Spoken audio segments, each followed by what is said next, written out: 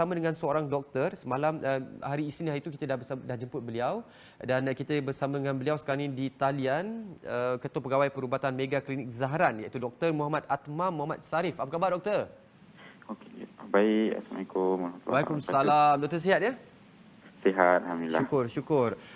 Doktor, Ya, kita nak terus berbincang atau berbicara tentang segelintir sikap rakyat kita yang mengambil sikap tidak indah, keluar, pergi ke tempat awam, balik kampung dan sebagainya. Tak kisah apa jua alasan mereka dari sudut kesihatan, doktor. Yang pergi keluar, duduk, melepak dan sebagainya ni, dari sudut kesihatan, bagaimana COVID-19 ini sebenarnya boleh menjejaskan keadaan keselamatan negara? okey. Yang pertama sekali, saya ingin menekankan langkah kerajaan yang telah dimulakan pada 18 hari bulan lah untuk memulakan Perintah Kawalan Pergerakan ataupun kita panggil Restricted Movement Order, RMO ya. Baik. Kita kena faham dua konsep utama kerajaan. Kenapa kita memulakan Perintah Kawalan ini? Yang pertama sekali adalah untuk memutuskan rangkaian infeksi ataupun kita panggil to break the chain of infection. Yang kedua sekali, kita punya target sekarang adalah to flatten the curve, iaitu kita nak memperlahankan penyebaran virus ini bagi mengimbangi kapasiti pusat kesihatan di Malaysia. Okay, secara amnya, virus ini memang akan tersebar. Okay, ada banyak faktor lah. Okay, tetapi apa yang kita tak nak adalah satu outbreak ataupun satu lompatan jumlah pesakit yang terlalu tinggi dan tidak terkawal. Dan akhirnya tidak mampu dikawal oleh badan-badan yang berkaitan. Yang paling utama sekali adalah kesihatan lah.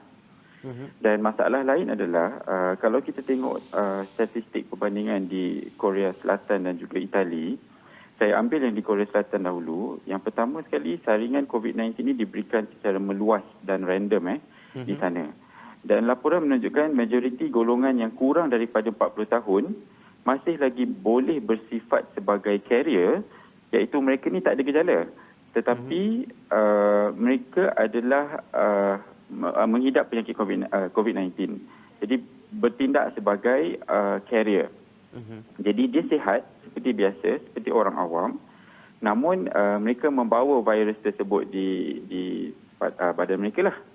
Jadi mereka-mereka ini atau kumpulan ini sangat susah untuk kita kenal pasti.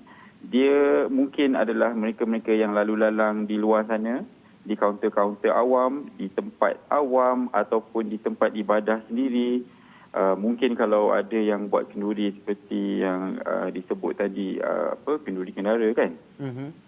Jadi bagaimana kita nak kenal pasti orang ini? Mereka kelihatan sihat dan secara tidak langsung mereka mampu untuk menyebarkan virus tersebut kepada orang-orang terdekat.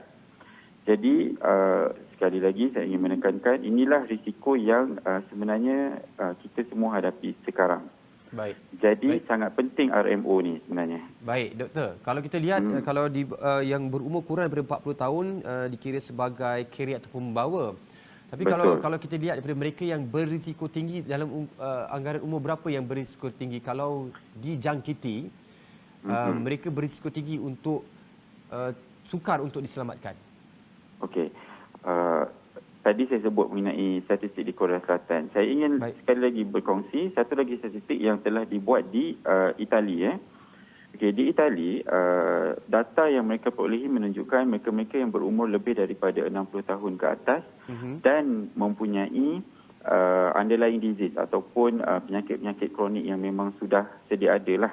Seperti sakit jantung, masalah paru-paru ataupun darah tinggi kencing manis sekalipun, adalah sangat berisiko ke arah kematian.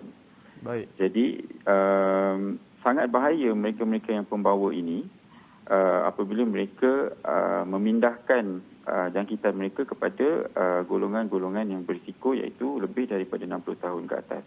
Di Malaysia, kita belum ada data yang sangat spesifik dari rangkaian umur berapa ke berapa. Tetapi secara amnya kita boleh menganggap ini adalah risiko yang mungkin berlaku di Malaysia juga. Jadi kita harus lebih berhati-hatilah. Betul.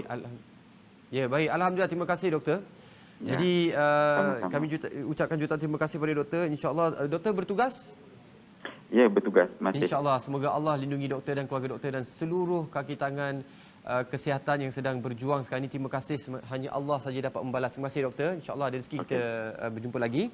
Jadi kepada semua rakyat Malaysia diingatkan bagaimana doktor katakan tadi, statistik mengatakan bahawa mereka yang kurang 40 tahun adalah dikenal pasti sebagai carrier, mudah untuk jadi carrier atau membawa, dan mereka yang berumur 60 tahun dan ke atas yang mempunyai penyakit-penyakit kronik amat mudah terdedah kepada jangkitan ini dan sukar untuk diselamatkan. Jadi kepada mereka yang wallahu alam na'udzubillah min zalik, kita tidak minta, bayangkan kalau kita balik, kita pembawa balik ke rumah, mak ayah kita di rumah yang ada penyakit 3 serangkai dan mungkin ada bayi kecil di rumah, anak-anak saudara kita dan sebagainya.